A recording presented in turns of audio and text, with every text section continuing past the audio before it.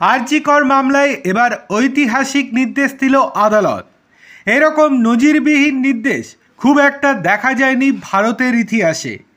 আরজি কর কাণ্ড নিয়ে তদন্ত করছে সিবিআই। শিয়ালদহ আদালতে খুন ধর্ষণ মামলার শুনানি চলছে। আর এই মামলার ক্ষেত্রে এবার বড় সিদ্ধান্ত নিলেন সেই আদালতের বিচারক, যেখানে খোলা আদালতেই এর শুনানি হবে বলে এবার জানিয়ে দিলেন তিনি। স্বাভাবিকভাবেই আরজি কর কাণ্ডে যারা জড়িত তাদের শাস্তির দাবিতে যখন গোটা রাজ্য আন্দোলনের নেমেছে, ঠিক তখনই বিচারকের এত বড় সিদ্ধান্ত কার্যত ঐতিহাসিক বলে মনে করছেন সকলে।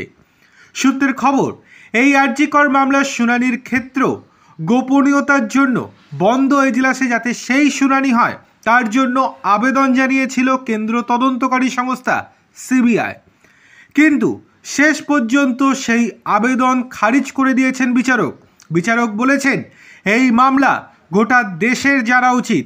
এই মামলায় কি কি হচ্ছে, কি কি তদন্তে উঠে আসছে, গোটা বাংলা, গোটা ভারত, গোটা বিশ্বের মানুষের দেখা উচিত।